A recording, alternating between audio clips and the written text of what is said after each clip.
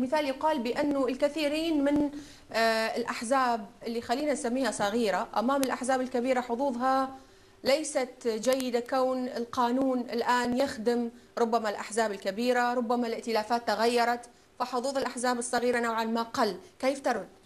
يعني في انتخابات صعبة حزب الأمة العراقية فاز في مقعد وصوت لنا ابن أهلنا في الجنوب مثل ما أهلنا في مناطق أخرى. هذه الانتخابات نحن قادمين بقوة 319 قائمة عراقية وطنية. ثم ما معنى الصغير والكبير؟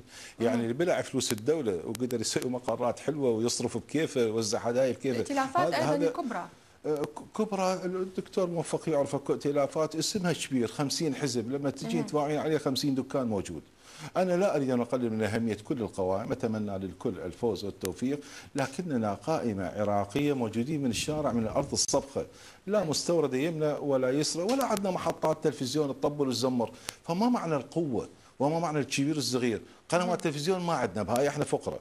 لكن عندنا صوت في كل مكان، نتحرك في كل زاوية من العراق، نتحدث بصراحة بصدق في أمانة في مجلس النواب والشارع. الثاني كبير بشنو؟ بالرشاشات. احنا ما نحتاج رشاشات وحمايات حتى نحمي نفسنا من المواطن العراقي. طيب. فأين هو مفاهيم الكبر والصغر؟ يعني أرجوك. طيب وبعدين انتخابات اخواننا في المفوضيه العليا الانتخابات يقولون 2005 38% تزوير، قبل شويه بالاستراحه كنا خايفين اثنيناتنا من حجم التزوير.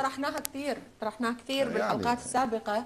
دكتور موفق، كونك الان من حزب الوسط وتنتمي الى ائتلاف خلينا نسميه كبير اذا صح التعبير، الوطني العراقي، انت مطمئن كونك جزء من هذا الائتلاف الكبير وحظوظك ربما تكون افضل من الباقي؟ انا على يقين أن الائتلاف الوطني العراقي سوف يكون أكبر كتلة نيابية في المجلس النواب القادم، وهو الذي سوف يختار رئيس الوزراء القادم ويأتلف مع الائتلافات الأخرى لتشكيل الحكومة القادمة. وأنا أعتقد أنه مجلس النواب القادم سوف يكون أفضل من هذا مجلس النواب. ليش؟ لأنه الوعي الجماهير، وعي الناس، وعي كل واحد من أبناء شعبنا الناخبين الآن هو أفضل الآن منهم إذا قرن بقبل 4 سنوات. طيب. فلذلك راح يختارون أفضل من هذا.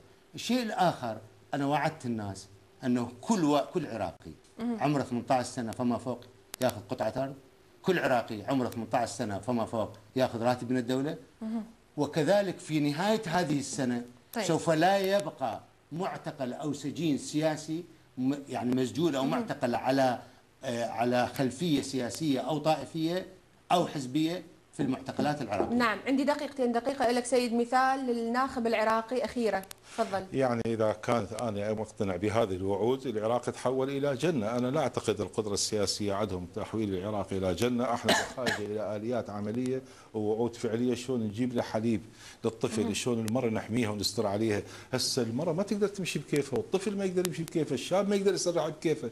شلون تجي هالوعود من هذه الآليات؟ احنا شبه دولة طالبان بشكل آخر. وبالتالي نحن نقول المنطق أن نعطي الحياة ونعيد الحياة للمواطن العراقي بدل هذه الأحلام الكبيرة وهذه الشعارات الطيبة الجميلة. هذه أمنيات. طيب. أنا أريد واقع، تحويل الواقع في المدرسة العراقية، أريد واقع إعادة كرامة الجيش العراقي، أريد واقع إعادة شيء اسمه صناعة عراقية، أريد استثمار فعلي في العراق. أريد أن نقضي على الفساد من خلال شيء واحد. طيب. محكمة صدام، لحظة محكمة صدام من قتلوا أرهب وأجرم وسرق ودوا المحكمة صدام حتى يعيش في نفس المزبلة اللي عاشها صدام وغيره من المجرمين. طيب، دقيقة لك دكتور موفق كختام للناخب. يعني أنا أقول للناخب واجب ديني عليك وواجب وطني أن تذهب إلى صناديق الاقتراع.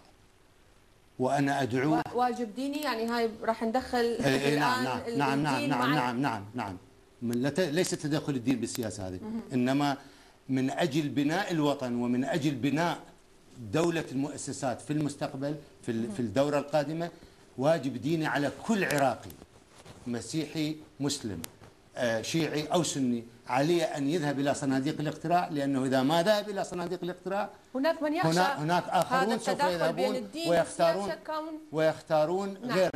نحن طبعا منحازين للدين، طبعا احنا منحازين للدين، ولكن لسنا حزبا دينيا.